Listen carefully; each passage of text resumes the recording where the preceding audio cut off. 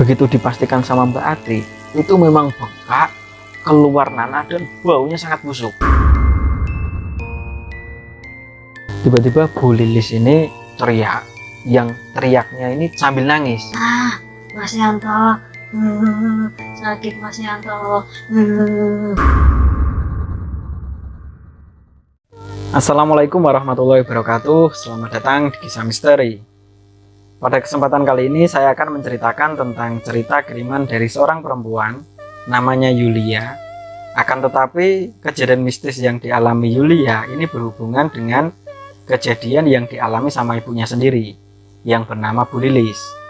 Jadi Bu Lilis ini adalah pelaku pesugihan yang mana ritualnya ini dilakukan dengan cara berhubungan badan. Nah, seperti apa cerita selengkapnya? Ingat, jangan ada misteri di antara kita. Inilah Kisah Misteri.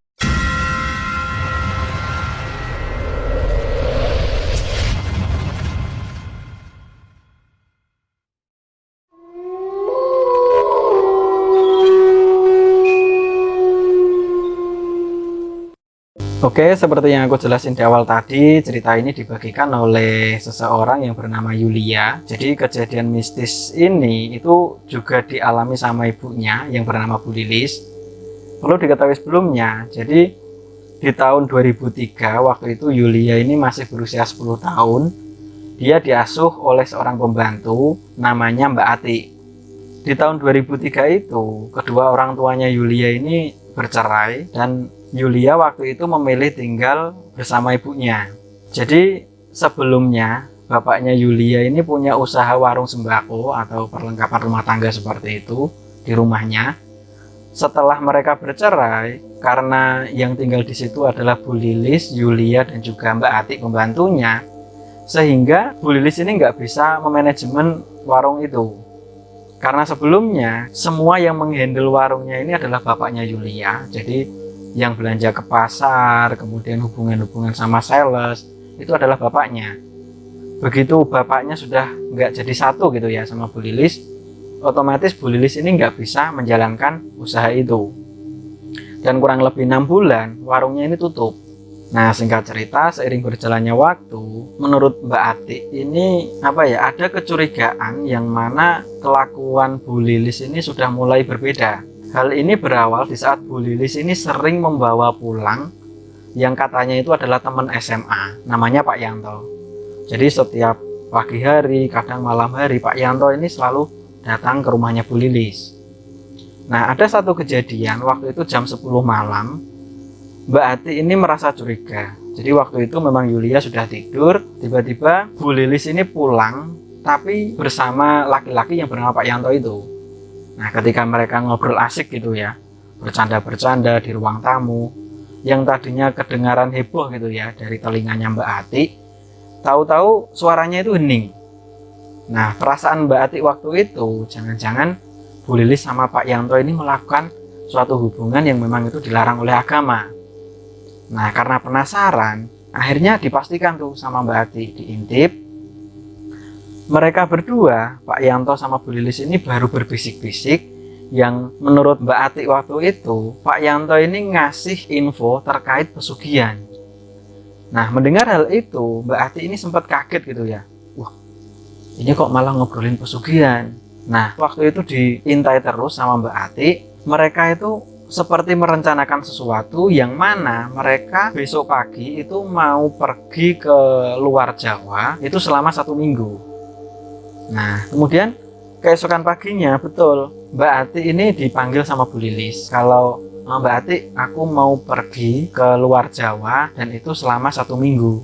Waktu itu Mbak Ati ngerasa janggal gitu ya. Wah, perginya sama siapa, Bu?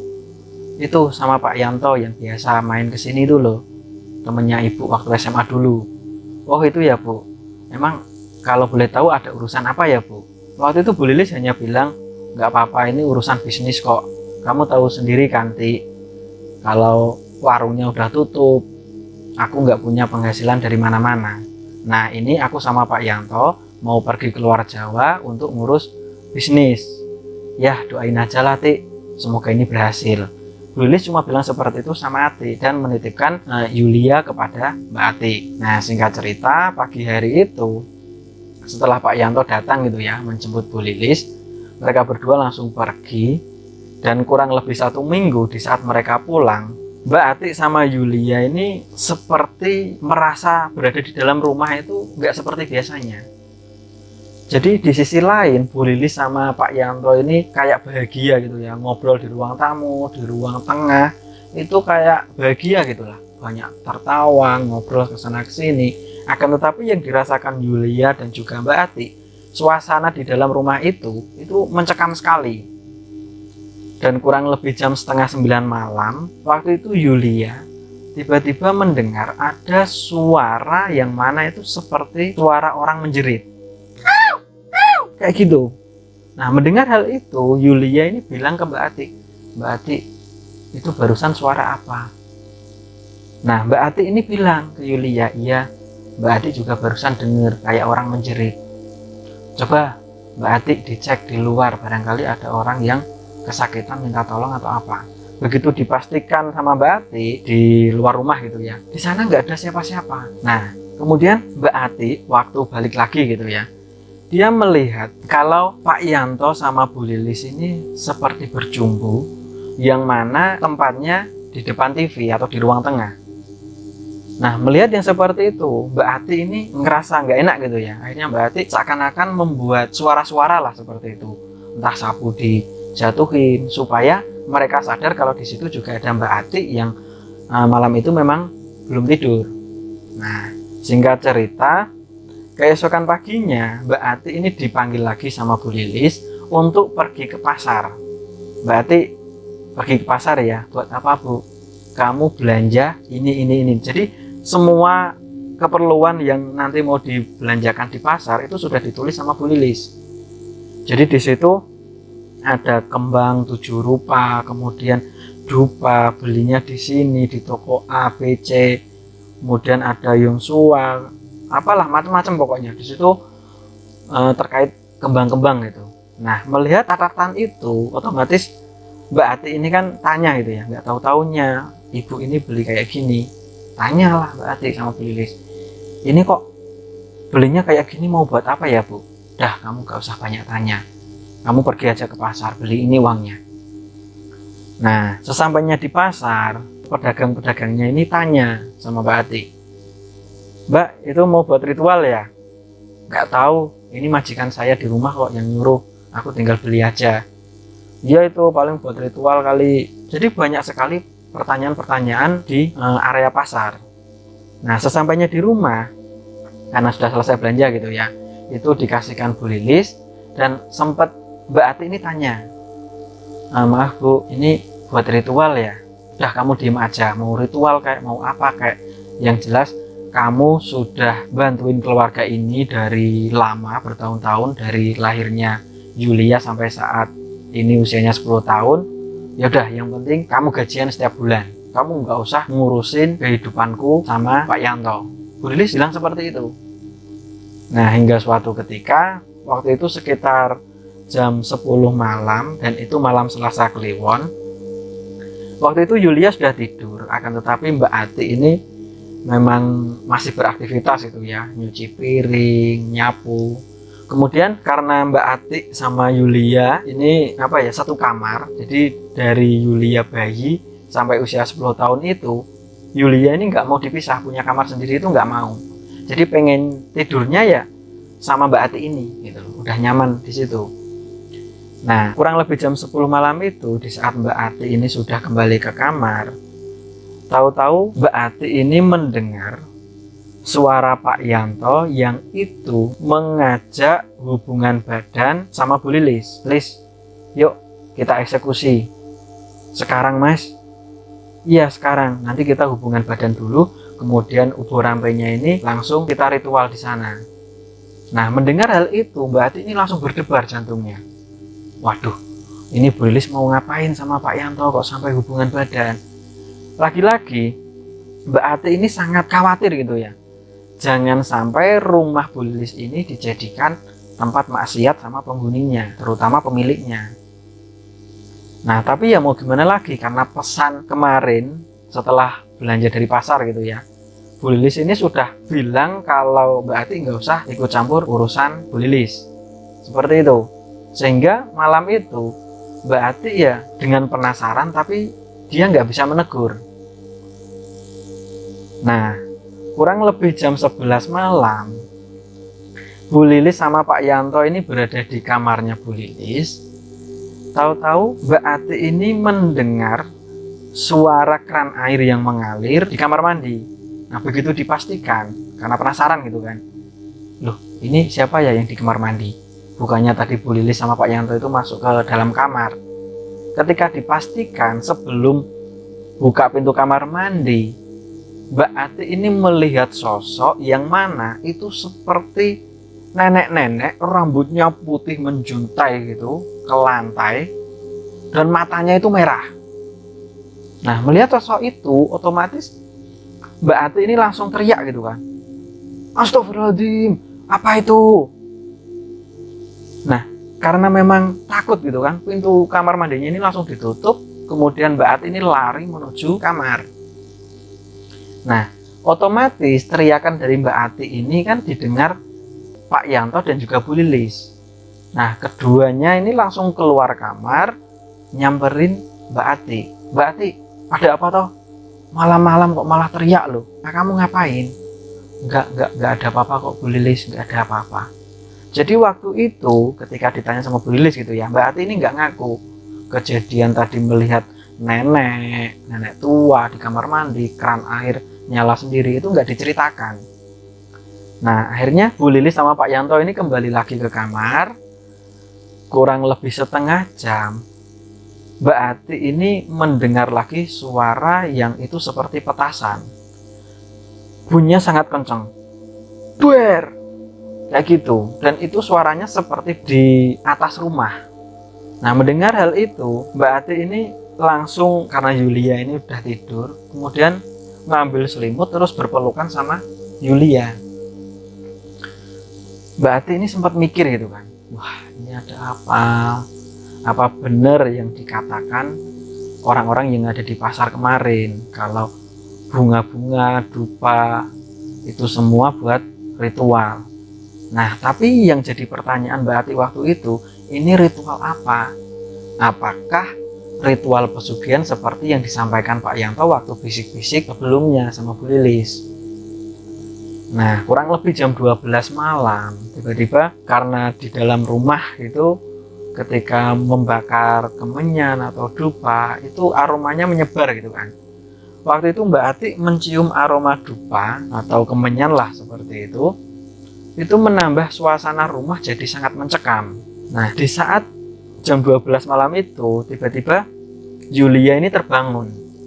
Di saat bangun, Yulia bilang ke Mbak Ati, Mbak Ati, aku habis mimpi. mimpi apa, Dik Yulia? Aku tadi mimpi melihat ibu berada di tepi jurang. Ibu minta tolong, kemudian Yulia lari, Mbak Ati. Lari untuk memegang tangannya ibu supaya ibu itu enggak terjun ke jurang. Tapi Yulia ini belum sampai. Tiba-tiba ibu itu sudah jatuh duluan. Ibu teriak kayak gitu. Nah, tahu-tahu aku terbangun, Mbak Ati. Nah, mendengar cerita dari Yulia, walaupun itu mimpi gitu kan, mimpi kan bunganya tidur, sehingga Mbak Ati ini menenangkan Yulia waktu itu. Ya udah Dek, nggak apa-apa Dek, itu hanya bunganya mimpi, nggak usah kepikiran yang aneh-aneh. Nah, di saat itu juga Yulia karena memang ruangannya itu bau kemenyan dan juga dupa, sehingga Yulia ini tanya sama Mbak Ati, loh Mbak Ati, ini ada bau apa ya? Oh, ini sepertinya bau kemenyan Dek. Lah, siapa yang bakar kemenyan Mbak? Ah, nggak tahu, ya udah Yulia tidur aja. Nah, karena sudah ditenangkan gitu ya sama Mbak Ati, akhirnya malam itu Yulia yang tadinya terbangun karena mimpi, waktu itu tidur lagi dan kurang lebih setengah jam. Jadi tepat kurang lebih ya sekitar jam setengah 1 dini hari, Mbak Ati ini mendengar seperti Bu Lilis ini sedang mendesah. Nah, mendengar hal itu karena penasaran gitu kan, Mbak Ati ini langsung menuju ke depan kamarnya Bu Lilis. Nah, karena pintu kamarnya Bu Lilis ini ada anak kunci atau lubang anak kunci, yang mana itu kuncinya itu udah nggak ada. Jadi waktu itu Mbak Ati bisa melihat aktivitas Pak Yanto dan juga Bu Lilis itu dari lubang anak kunci yang ada di pintu kamarnya Bu Lilis. Nah, begitu dipastikan, memang betul Mbak Ati ini melihat kalau Pak Yanto sama Bu Lilis sedang berhubungan badan. Tapi yang jadi aneh, muka Pak Yanto itu tidak seperti yang biasanya. Jadi yang dilihat Mbak Ati itu Pak Yanto seperti matanya merah dan kepalanya ini kayak keluar tanduk. Serem banget. Nah, melihat kondisi itu, Mbak Ati ini langsung istighfar gitu kan. Astagfirullahaladzim, ini apa? Bu Lilis ini ngelakuin apa? Kok bisa kayak gitu? Nah, saking penasarannya, Mbak Ati tetap berdiri di situ dan melihat dari lubang anak kunci yang ada di sana.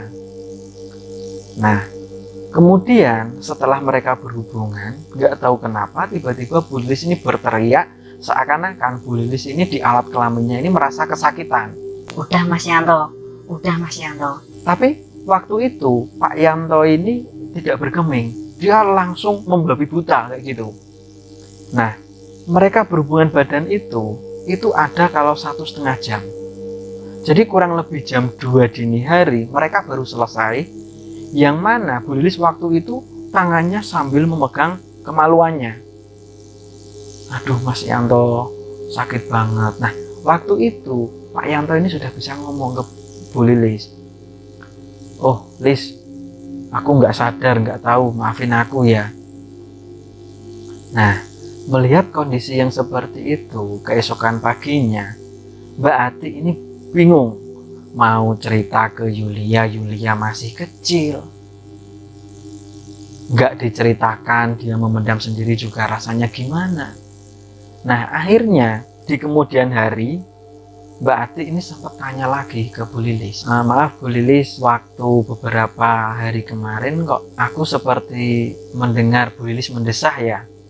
Apa jangan-jangan Bu Lilis ini melakukan hubungan badan sama Pak Yanto?" "Hush, ngomong apa kamu? Tik, jaga ya mulut kamu." Jadi Bu Lilis ini marah-marah ke Mbak Ati. "Udahlah Tik, apapun yang aku lakukan kamu nggak usah ikut campur. Udah, yang penting kamu tiap bulan saya gaji. Nanti tak naikkan gajimu 2 kali lipat kalau semua ini berhasil." Nah, lagi-lagi Mbak Ati ini diem. "Ah, ya udahlah, biarin aja lah." Nah, hingga suatu ketika Pak Yanto sama Bu Lilis ini pulang ini bawa mobil. Sampai Mbak Ati ini bertanya-tanya, "Loh, Bu Lilis ini bisa beli mobil tuh uang dari mana?"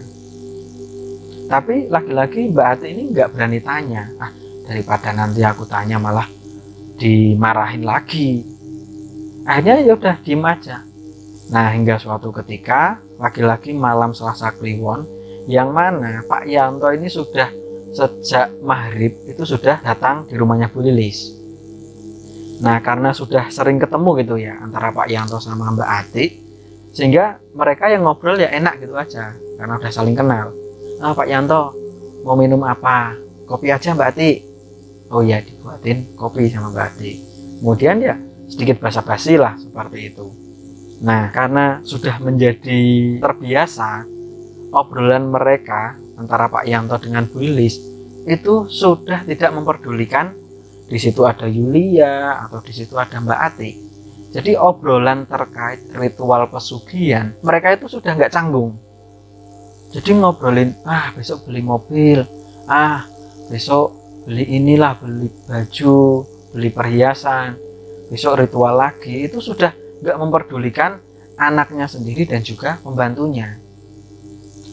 Waktu itu Yulia ini sempat tanya ke Mbak Ati, "Mbak Ati, Ibu sama Pak Yanto itu mau ngobrolin apa sih? Aku kok nggak paham pesugihan itu apa sih Mbak Ati?" Mbak Ati ya hanya bisa menenangkan gitu aja, ngasih penjelasan yang mana ibunya ini nggak ngelakuin apa-apa lah. Jadi ibu ini baru bisnis, Dek Yulia. Bisnis biar menghasilkan uang. Nah, itu ibu kok bisa beli mobil ya? Padahal ibu kan nggak bekerja. Wong setiap hari di rumah kok. Setiap hari juga sering main sama Pak Yanto, lah bisnis apa? Jadi, walaupun Yulia waktu itu masih kecil gitu ya, tapi karena kondisi, Yulia ini seakan dewasa sebelum waktunya gitu. Jadi kecurigaan terhadap orang tuanya, Yulia ini pikirannya semakin tanya-tanya ke sana sini gitu. Terkait perceraian kedua orang tuanya, gara-gara apa? Kemudian kok ada ritual, ada pesugihan, ada bau kemenyan, itu apa? Tapi Yulia hanya bisa tanya ke Mbak Ati. Begitu ditanyakan ke ibunya sendiri gitu ya, Bu Lilis ini marah ke Yulia, walaupun itu anaknya sendiri. Nah, di saat malam Selasa Kliwon yang berikutnya itu, kurang lebih jam 10 malam, lagi-lagi tercium di area rumah itu ya, tercium aroma dupa, kemenyan, wangi-wangi bunga. Yang jelas waktu itu Mbak Ati serba bingung gitu. Ini rumah malah jadi angker, ini gimana sih? Nggak seperti dulu waktu Bapak masih tinggal di sini. Nah, tapi karena memang nggak bisa berbuat banyak, Mbak Ati ya hanya bisa mengintip, mencoba untuk nyari tahu. Nah, kurang lebih jam setengah 12 malam, lagi-lagi mendengar suara seperti Bu Lilis ini kesakitan. Aduh, Mas, pelan-pelan Mas, pelan-pelan Mas, aduh sakit Mas. Nah, karena penasaran, Mbak Ati ini langsung menuju ke depan kamarnya Bu Lilis. Seperti biasa, Mbak Ati mengintip dari lubang anak kunci yang ada di sana. Begitu dilihat, Pak Yanto ini seperti orang yang kerasukan. Jadi mereka berdua melakukan hubungan badan yang mana Pak Yanto ini sangat membabi buta. Bu Lilis sampai nggak bisa berbuat apa-apa. Aduh, sakit Mas Yanto, udah Mas Yanto. Dan itu dilakukan selama 2 jam. Jadi dari setengah 12 malam sampai jam setengah 2 dini hari. Nah, setelah mereka selesai hubungan, Bu Lilis ini bilang ke Pak Yanto, Mas, alat kelaminku kok sakit ya? Lah, emang tadi kita main berapa lama? 2 jam Mas. Wah, masa sih aku kok nggak tahu apa-apa ya kalau hubungan gitu ya? Jadi Pak Yanto ini nggak tahu kalau ketika mereka berhubungan, Pak Yanto ini dirasuki sosok jin yang mana penglihatan Mbak Ati waktu itu, Pak Yanto ini mukanya hitam, matanya merah, kemudian kepalanya ada tanduknya. Jadi kayak iblis kayak gitu. Nah, singkat cerita, ritual itu dilakukan kurang lebih berjalan 1 tahun. Tiba-tiba Bu Lilis ini sakit, yang sakitnya itu sangat aneh. Jadi di alat kelaminnya Bu Lilis ini bengkak dan keluar nanah. Jadi waktu itu ketika minta bantuan sama Mbak Ati gitu ya, Mbak Ati coba tolong dikasih obat Mbak Ati, salep atau apa. Emang apanya yang sakit toh Bu? Ini di alat kelaminku sakit. Begitu dipastikan sama Mbak Ati, itu memang bengkak, keluar nanah dan baunya sangat busuk. Nah, tapi waktu itu ya ditahan gitu ya. Dengan aroma itu, Mbak Ati ini pakai masker, kemudian ngobatin, dikasih kompres, kemudian dileletin salep. Tapi 1 minggu 2 minggu sakitnya Bu Lilis ini nggak kunjung sembuh, justru semakin parah. Sampai-sampai Bu Lilis ini nggak bisa beraktivitas, mau kencing ke kamar mandi itu udah nggak bisa. Jadi ketika mau kencing ya minta bantuan Mbak Ati, yang mana itu Bu Lilis ini dipapah, akan tetapi nggak sampai ke kamar mandi. Jadi ada bak gitu yang memang sengaja ditaruh di kamarnya Bu Lilis untuk buang air kecil. Nah, hingga suatu ketika malam Selasa Kliwon, waktu itu jam 8 malam, Pak Yanto ini baru sampai rumah, baru datang gitu ya. Karena memang Bu Lilis ini nggak bisa diajak berhubungan untuk melakukan ritual itu, Bu Lilis ini hanya bilang ke Mbak Ati, Mbak Ati, kamu bisa nggak melakukan hubungan badan? Nah, mendengar hal itu, Mbak Ati ini langsung kaget. Astagfirullahaladzim, apa sih Bu Lilis ini tuh? Aku nggak pernah ngelakuin itu, aku juga belum menikah Bu. Terus Pak Yanto ini tiba-tiba ngomong, merayu gitu ya, merayu Mbak Ati. Udahlah Mbak Ati, nggak apa-apa. Tapi kamu jangan bilang siapa-siapa ya. Waktu itu Mbak Ati ya takut, ya gimana gitu kan. Tapi karena memang latar belakangnya Mbak Ati sendiri agamanya sangat kuat, sehingga tawaran itu langsung ditolak sama Mbak Ati. Enggak Pak Yanto, aku nggak mau berzina, aku nggak mau hubungan yang kayak gitu, apalagi pesugihan. Loh, kamu kok udah tahu sampai sejauh itu? Aku tahu kok, aku sering denger kok kalian ngobrolin tentang pesugihan, ritual pesugihan kayak gitu, aku denger. Nah, mendengar penolakan dari Mbak Ati, Pak Yanto ini langsung menuntut ke Bu Lilis. Lis, terus gimana? Ritualnya sama siapa? Ini udah malam Selasa Kliwon loh, udah nggak ada waktu lagi. Kita harus melakukan ritual. Tapi gimana Mas, wong alat kelaminku sakit. Nah, karena dipaksa sama Pak Yanto, malam itu bisa nggak bisa, mereka harus melakukan ritual itu lagi. Karena ketika nggak berhubungan atau tidak melakukan ritual itu, pelakunya Pak Yanto dan juga Bu Lilis nanti akan kena imbasnya. Bahkan mereka bisa dijadikan tumbal. Nah, mendengar kalimat dari Pak Yanto, Bu Lilis ini karena takut gitu kan. Akhirnya Bu Lilis ya udahlah Mas Yanto, kita ritual aja. Nah, karena hubungan mereka, kegiatan mereka sudah diketahui sama Mbak Ati, waktu itu Bu Lilis hanya bilang ke Mbak Ati, "Ati, kamu sudah tahu semuanya, tapi tolong kamu jangan bilang ke Yulia. Yulia masih kecil, belum tahu apa-apa terkait hal ini. Ini kamu tok yang tahu. Jangan sampai orang di luaran sana tahu. Berarti kalau ada orang yang tahu, itu dari kamu." Jadi diancam si Mbak Ati ini. "Iya Bu, aku simpan rahasia ini." Nah, kurang lebih jam setengah 12 malam, lagi-lagi Pak Yanto sama Bu Lilis ini melakukan ritual yang itu suasana rumah itu mencekam. Mbak Ati ini sampai ketakutan dan keluar rumah. Jadi waktu itu ketika mereka melakukan ritual di kamarnya Bu Lilis gitu ya, selain Bu Lilis ini teriak-teriak kesakitan, Mbak Ati ini juga melihat sosok penampakan yang mana itu seperti sosok nenek-nenek yang pernah dilihat waktu berada di kamar mandi. Sehingga waktu itu Mbak Ati langsung lari, ketakutan dan keluar rumah. Nah, karena layoutnya itu setelah teras itu ada halaman kurang lebih ya 5 meter gitu ya dari teras rumah, kemudian jalan kampung. Ketika Mbak Ati sampai di jalan gitu ya, tiba-tiba ada kendaraan motor yang mana itu adalah warga kampung sana, mereka boncengan, suami istri seperti itu. Nah, suami istri ini melihat Mbak Ati yang seperti orang ketakutan. Orang ini berhenti, kemudian tanya ke Mbak Ati, "Loh, Mbak Ati kenapa? Ada apa kok seperti orang ketakutan?"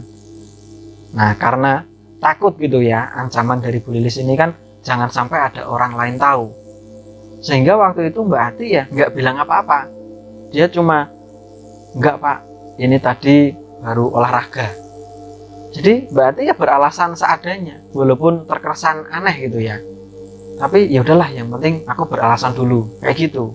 Nah, keesokan paginya setelah mereka malam itu ritual itulah udah selesai, tetangga yang tadi malam ketemu sama Mbak Ati ini ketemu Mbak Ati lagi, itu di depan rumah, tanya lagi. Tapi yang tanya istrinya, istri dari bapaknya tadi malam itu. "Mbak Ati, sebenarnya di rumahnya Bu Lilis ini ada apa? Ini banyak sekali warga yang sering sekali malam Selasa Kliwon itu selalu mencium aroma wangi-wangi bunga, kemudian wangi dupa atau kemenyan." Nah, mendengar keterangan dari salah satu warga yang ada di sana, Mbak Ati ini langsung kaget. Waduh, ternyata aroma-aroma seperti itu sampai kemana-mana ya. Nah, hingga akhirnya Mbak Ati ini ya mencoba ngasih penjelasan kalau ya nggak tahu Bu, itu siapa yang bakar kemenyan, bakar dupa siapa, aku nggak tahu. Tapi kok kayak berasal dari rumahnya Bu Lilis ya Mbak Ati. Tapi aku di dalam rumah nggak bawa apa-apa kok Bu. Oh, kayak gitu ya Mbak Ati. Nah, jadi banyak sekali warga yang ada di sana itu sudah mencurigai kegiatan yang dialami Bu Lilis. Jadi terkait Pak Yanto yang sering datang ke rumah, kemudian nginep di sana, itu sudah mulai terdengar banyak orang. Nah, singkat cerita, di malam Selasa Kliwon yang berikutnya, bisa nggak bisa Pak Yanto sama Bu Lilis ini harus melakukan ritual itu, karena kalau tidak melakukan ritual itu mereka bisa dijadikan tumbal. Nah, waktu itu kurang lebih jam 8 malam, lagi-lagi Pak Yanto ini sudah sampai rumahnya Bu Lilis. Waktu itu karena memang Bu Lilis ini udah nggak bisa ngapa-ngapain gitu ya, apalagi untuk berhubungan badan. Wong untuk kencing aja Bu Lilis kesusahan. Nah, waktu itu Pak Yanto ini meminta atau memaksa Bu Lilis untuk tetap melakukan ritual itu, karena Pak Yanto ini takut kalau itu tidak dilakukan Pak Yanto yang jadi tumbal. Nah, mendengar hal itu, Bu Lilis ini nggak bisa berkata apa-apa. Nah, kurang lebih jam 12 malam itu, di saat mereka melakukan ritual, tiba-tiba Bu Lilis ini teriak. Yang teriaknya ini sambil nangis. Mas Yanto, sakit Mas Yanto. Kayak gitu. Dan teriakan Bu Lilis ternyata didengar sama tetangga yang lain. Jadi suaranya sangat kencang. Nah, banyak sekali warga yang ternyata jam 12 malam itu sudah berada di depan rumahnya Bu Lilis. Nah, mendengar suara teriakan dari Bu Lilis, ini warga yang ada di sana ini ngetok pintu, Mbak Ati, Bu Lilis gitu kan. Nah, mendengar banyak sekali warga, akhirnya Mbak Ati sama Yulia, jadi waktu itu Yulia memang sengaja dibangunin sama Mbak Ati. Dedek, ayo ikut Mbak Ati. Kemana? Itu banyak sekali orang-orang mau kesini gitu kan. Begitu dibukain pintunya gitu kan, melihat banyak sekali warga. Ada di sana Pak RT yang tanya ke Mbak Ati, maaf Mbak Ati, sebelumnya ini warga-warga tetangga-tetangga kita semua yang ada di sini itu curiga dengan apa yang dilakukan Bu Lilis. Ini Bu Lilis kok dari tadi teriak-teriak seperti orang kesakitan. Ada apa dengan Bu Lilis? Nah, waktu itu sempat apa ya, mencari alasan Mbak Ati untuk menutupi kelakuan Bu Lilis. Tapi lagi-lagi karena itu banyak orang, Pak RT pun sendiri juga nggak puas dengan penjelasan Mbak Ati waktu itu. Akhirnya bapak warga yang ada di sana ini langsung masuk rumah menuju ke sumber suara di mana Bu Lilis ini merasa kesakitan. Nah, karena pintu kamarnya Bu Lilis ini dikunci dari dalam, beberapa warga yang ada di sana langsung dobrak memaksa pintunya ini untuk kebuka gitu ya.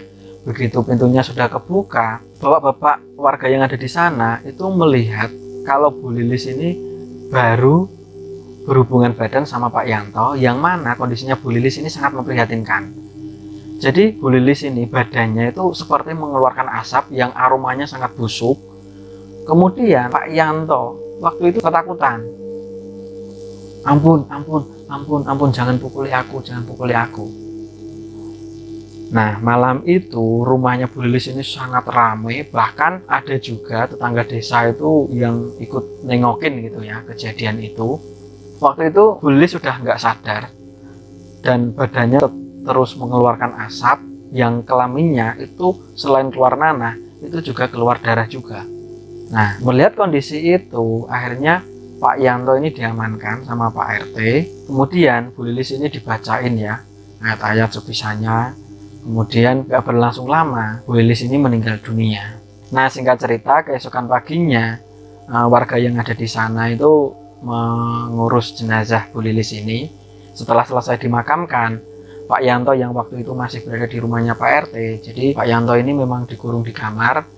Kemudian sore hari setelah selesai pemakaman lah, setelah itu karena Pak Yanto ini meminta maaf gitu ya, dia takut jangan dilaporin ke polisi, dia takut di penjara. Akhirnya Pak Yanto ini disuruh sama warga yang ada di sana itu jangan balik lagi ke kampung ini. Dan menurut keterangan dari Yulia, karena sekarang Yulia udah dewasa gitu ya, Yulia juga sekarang ini sudah berumah tangga dan punya 2 orang anak. Jadi setelah 2 tahun kejadian itu, Pak Yanto ini meninggal dunia, yang mana Pak Yanto ini kecelakaan dan Pak Yanto ini meninggal di tempat. Wallahu a'lam bishawab, semoga kita semua selalu terhindar dari mara bahaya. Terima kasih yang sudah menonton, sampai jumpa di video selanjutnya. Assalamualaikum warahmatullahi wabarakatuh.